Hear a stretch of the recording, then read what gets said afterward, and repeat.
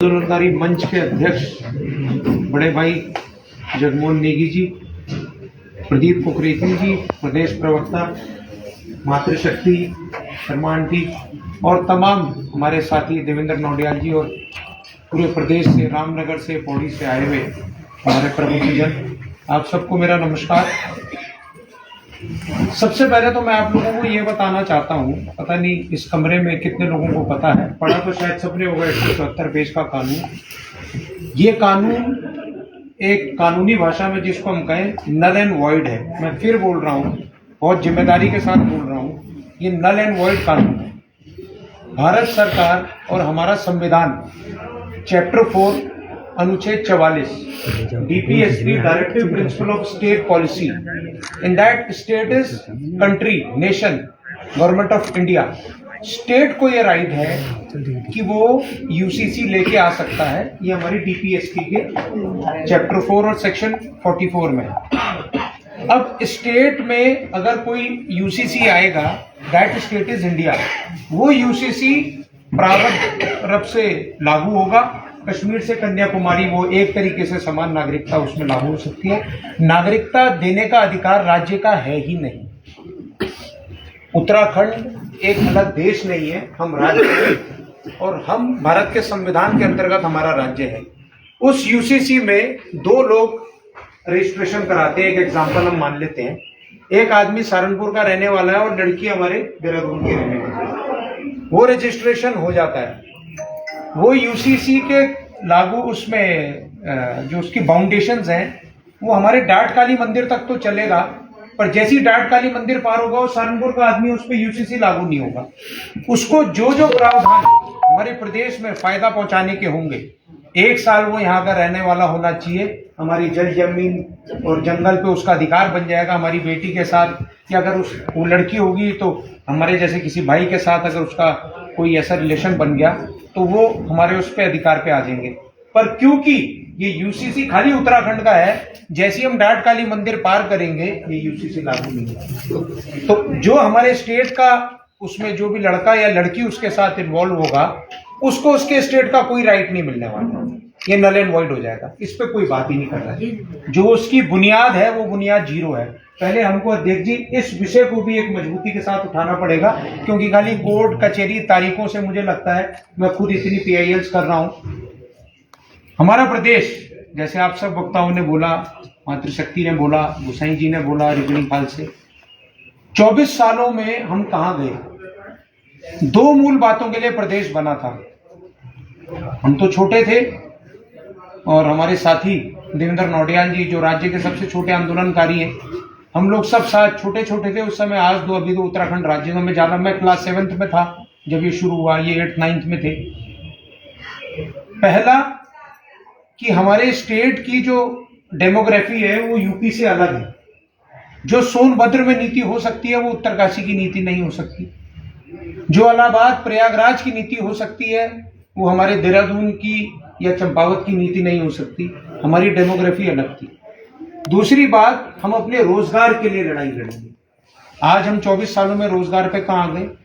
Paper leak, भर्ती घोटाला, हर प्रकार की चोरी। एक ऐसी चोरी की मैं लड़ाई लड़ रहा हूं माननीय हाई कोर्ट में, आप लोगों को कईयों को पता भी है, विधानसभा बैकडोर भर्ती घोटाला। ये एकमात्र ऐसा प्रदेश है पूरे भारत में जिसमें 22 वर्षों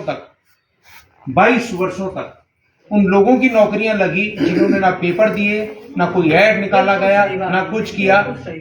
मेरा भतीजा, आपका भाई, इनकी मौसी का लड़का, उस मंत्री का साला, इसका भतीजा, उसकी रिश्तेदार, कोई भी पार्टी हो, मैं कांग्रेस पार्टी का प्रदेश प्रवक्ता हूं, NSY यूथ कांग्रेस से कांग्रेस में हूं, पर मैंने कोर्ट में यह आवाज उठाई 2000 से लेकर 2022 तक। आज आप लोगों को जान के हर्ष होगा कि कोर्ट ने पिछले साल एक ऑर्डर दे दिया है, सरकार अभी भी उसमें घुमा रही है, कि यह तय हो चुका है कानूनन रूप से कि 2001 से 2022 तक जितनी भी भर्तियां हुई वो गैर कानूनी, उनमें कोई नियम के साथ नहीं हुई है। इतना संघर्ष हमारा, कम से कम हमारे 10 लाख 12 लाख जो बेरोजगार युवा है, जो बच्चे हैं, आपने हमने तो किसी ने नौकरी करनी नहीं, हमारी अगली पुष्ट करेगी, तो जो 12 लाख युवा है कम से कम उनके लिए एक हमारे संघर्ष ने एक मुकाम तक ये पहुंचाया है। अभी आगे और ये लड़ाई है कि जिन जिम्मेदार लोगों ने ये भर्तियां करी हैं जो मंत्री, जो मुख्यमंत्री, जो स्पीकर, जो सेक्रेटरीज हैं, उन पे ये कार्रवाई वसूली से लेकर और उन पे कोई कानूनी कार्रवाई होनी चाहिए। हम यूसीसी की बात कर रहे हैं, हम मूल निवास भू कानून की बात नहीं कर रहे हैं। इस प्रदेश में 24 सालों में जो खेती की भूमि है, जो एग्रीकल्चर की भूमि है, वो किस तरीके से खत्म हुई है, उसका कोई बोलने वाला नहीं है। व्यक्तिगत रूप से हम लोग छोटे छोटे अपनी अपनी जगह कुछ ना कुछ कर रहे हैं, जिससे कहीं ये आंदोलन कर रहे हैं, कहीं हम कर रहे हैं, कहीं कानूनी रूप से। अभी मैं आपको एक एग्जांपल देता हूं जगमोहन भाई, जीटीएम मॉल के पास मोहकमपुर में मेन रोड में लगभग 30-35 बीघा जमीन, देहरादून मास्टर प्लान में उस जमीन का जो लैंड यूज है वो गवर्नमेंट और सेमी गवर्नमेंट है, मतलब सरकारी, उसके लिए आप यूज करेंगे। उस जमीन को प्लॉट काट के बेचना शुरू कर दिया 2-4 लोगों ने। मेरे पे कुछ लोग आए, उन्होंने बताया, मैंने पत्राचार किया, थोड़ा सा संघर्ष किया, 2-4 बार एमडीडीए का दफ्तर गिरा। आज आप लोगों को जानकर ये थोड़ा सा, मैं ये कह सकता हूं, हर्ष होगा कि वो प्लॉटिंग अवैध थी, एमडीडीए ने माना, प्लॉटिंग ध्वस्त हुई। उसके बाद हमने पुनः उसमें आगे कागजी कार्रवाई करी, तो ये हुआ कि उसका लैंड यूज ही ऐसा नहीं था आपकी कन्वर्ट कर पाए, एग्रीकल्चर का या कमर्शियल का, या इसका लैंड यूज कन्वर्ट हो सकता है। तो हमारे पत्राचार के बाद आज वो रजिस्ट्रार ऑफिस में लिखत में दे दिया गया है कि लैंड यूज उसका कन्वर्ट नहीं हो सकता, आप आगे पुनः रजिस्ट्री नहीं करेंगे। इतनी लड़ाई तो हमने लड़ रही, वो 30 बीघा जमीन हमने उसको बचाया। पर आज भी हमारे जो पहाड़ के लोग होंगे या टिहरी के होंगे, देहरादून के लोग होंगे, उन लोगों ने जो अपनी जमीनें ली होंगी, उनकी तो जमीन खराब हो गई, पैसा उनके साथ लूट हो गई। माना आपने लिया वहां पे 30,000 50,000 रुपए गज, जो चोर है उसको कोई सजा देने वाला है ही नहीं। हम अकेले दम पे लड़ाई लड़ रहे हैं। इस लड़ाई में हम सबको मिलके आना पड़ेगा। ये जो जमीन बचाने की लड़ाई है, ये आप और हम, ये अपनी लड़ाई नहीं लड़ रहे हैं, ये हम पुष्कर सिंह धामी के बच्चों के लिए लड़ाई लड़ रहे हैं। सही बात है, उसको समझना पड़ेगा। आज ये जो इस कमरे में लोग बैठे हैं और कह रहे हैं कि यूसीसी में हमको ये प्रावधान गलत है जो हमारा लिव इन रिलेशनशिप का है, और 1 साल हम जिसको, जो हमारे प्रदेश में 1 साल स्थायी रूप से, 1 साल सबसे पहले जब दूसरे तीसरे दिन आया था, मैंने इसमें प्रेस नोट भी जारी किया, बोला, मैनेज कर लिया गया, अखबारों में वो आई नहीं बात। फिर उसके बाद मेरी देवेंद्र नौटियाल जी से बात हुई, इनका भी फोन आया मेरे को, अमित पंत जी का, कि इसमें हम देहरादून में एक स्तर पे प्रेस करते हैं कि 1 साल लोग जो है मूल निवास भू कानून के दायरे में आ जाएंगे। फिर सरकार ने उसमें घुमा दिया, नहीं हमारा मूल निवासी से मतलब नहीं था, स्थायी निवासी से मतलब नहीं था, हम उसको ये कर रहे हैं। आपका मतलब कानूनी रूप से कुछ भी हो, आपकी इंटेंशन, आपकी मंशा यही है, जो 1 साल से आदमी हमारे यहाँ रह रहा है, हमारी बेटी के साथ, हमारे बेटे के साथ, वो किसी रिलेशनशिप में आ जा रहा है, वो हमारी किसी भी संस्थानों पे उसका अधिकार होगा, ये गलत है। उत्तराखंड एकमात्र ऐसा राज्य है पूरे भारत में जिसमें, उसमें नौकरियां रिश्तेदारों की तो लगी, उसमें बंगाल की, उसमें जम्मू कश्मीर के विधानसभा भर्ती में, उसमें बिहार के लोगों की, कोई किसी मंत्री के अफूक था बिहार का, तो उसमें बिहार के लोगों को भी विधानसभा में नौकरी दी गई। ये वो जगह है जहां से आपकी हमारी मुकद्दर तय होती है, जहां से इस प्रदेश के कानून बनते हैं, जहां से उत्तराखंड कैसे आगे नीति चलेगी, क्या आगे नीतिगत फैसले होंगे, वहां ये तय होगा। उस जगह हमारे कानून को, हमारी नौकरियों को तार करके लगभग 500 लोगों को ऐसे लगाया गया।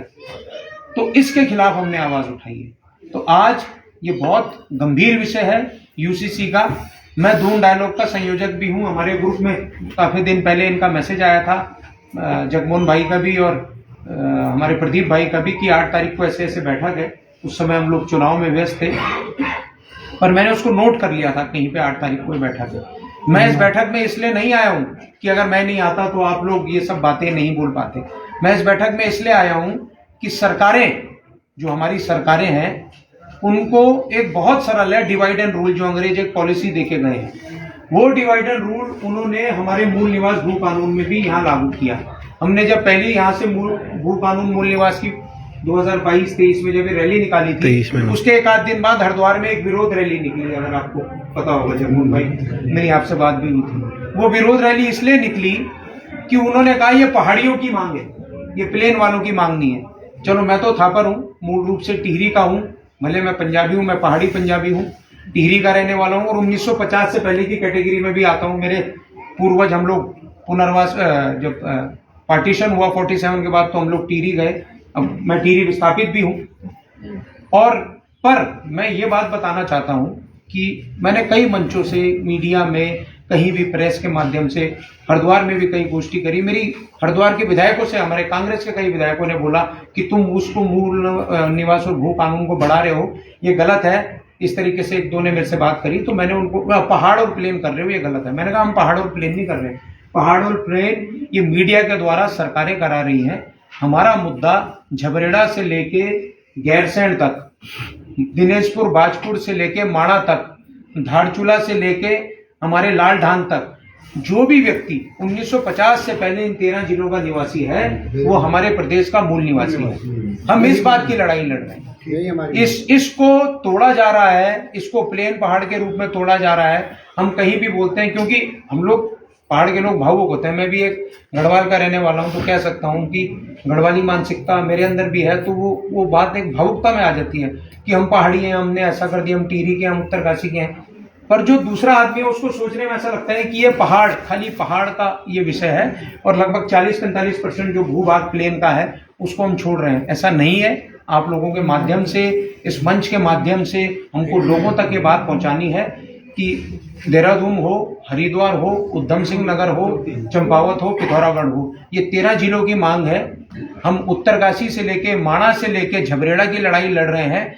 और जितनी जरूरी लड़ाई हम पहाड़ वालों के लिए लड़ रहे हैं, उतनी जरूरी लड़ाई हम उन लोगों के लिए भी लड़ रहे हैं। फिर उन प्लेन वालों को मैंने समझाया। मैंने कहा हमारे जो लोग हैं पहाड़ के, वो भावुकता में बोल गए, वो समझा भी नहीं पा रहे हैं। आप आज की डेट में देखो, पहाड़ में तो अब लोगों ने रिजॉर्ट बनाना, घुसना शुरू किया, कहीं होटल बनाना, कहीं जमीन लेनी। आपके पास जमीन बची कहाँ है?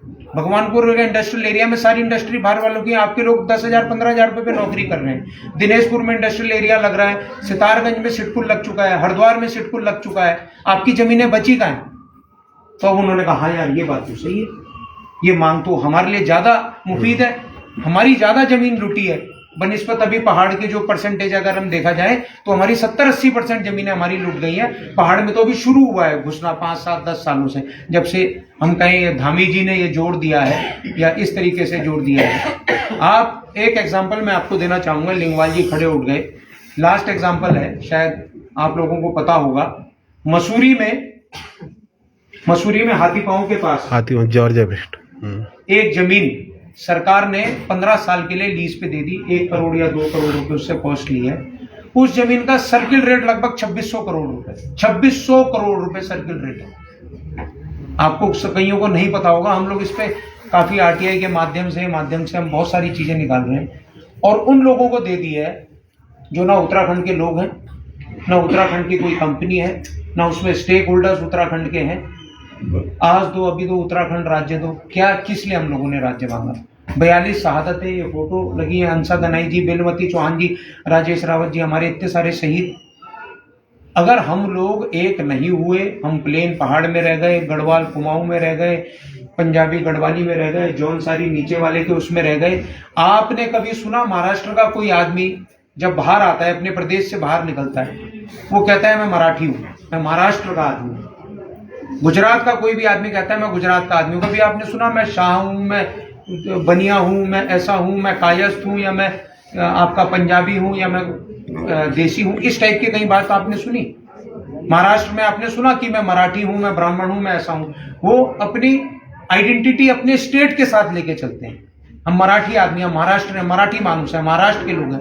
आज वहां का मुख्यमंत्री कहता है कि बॉम्बे में जो पहले रिसोर्सेज है उन पे राइट मराठी लोगों का है जो वहां का है। उनका चीफ मिनिस्टर इतना दिल रखता है, इतना जिगर रखता है, हमारा चीफ मिनिस्टर नहीं रखता। हमारा चीफ मिनिस्टर हाथ जोड़ के, हाथ हिला के, जिंदाबाद करके 4 फोटो खिंचा के आ जाता है दिल्ली से। ये हमारे संघर्षों की बात है। इन्हीं वजहों की वजह से टिहरी डैम का हिस्सा 100% जो इस प्रदेश को मिल सकता था या मिलना चाहिए था, मैं उसकी भी एक TIL जनहित याचिका के माध्यम से कर रहा हूं हाई कोर्ट में। वो आज हमको 1 रुपए भी उसका मिलता नहीं है। रेवेन्यू का 12% शेयर मिलता है। ऐसा ही एक इधर क्या नाम है, हिमाचल में एक डैम था, उस पे इसी प्रकार का हुआ NTPC को बेचने का। जैसे NTPC ने ये THDC का शेयर लिया, वहां पे नड्डा जी, वहां पे अनुराग ठाकुर और वहां पे जो हमारे मुख्यमंत्री जी हैं कांग्रेस की जो अभी करंट सरकार है, सुक्खू जी, आप सब ने मिलके, दोनों पार्टियों ने मिलके ये तय किया कि हिमाचल का राइट हिमाचल के पास रहेगा, भले कोई भी ये रूल एंड क्लॉज कहते हो, आज उनमें 50% या 75% की भागीदारी हिमाचल सरकार की है, कोई बोलने वाला नहीं है। अकेला अभिनव थापर क्या क्या कर लेगा, अकेले जगमोहन सिंह नेगी क्या क्या कर लेंगे, हम सबको इकट्ठे होना पड़ेगा।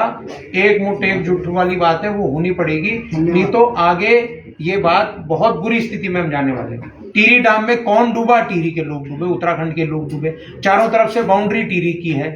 9900 करोड़ रुपए में वो डैम बना, 36,000 करोड़ रुपए उस डैम का रेवेन्यू 2020 तक आ गया था। समय का भाव जी। तो ये बहुत सारी चीजें हैं। इन्हीं बातों के साथ मैं अपनी वाणी को विराम देता हूं। मैंने लगता है बहुत सारे बाहर के इश्यूज भी बहुत सारे तार छिड़े हैं, जिससे हमको लगता है बात आगे तक जानी चाहिए, है ना। इसी के साथ जय भारत, जय उत्तराखंड, जय।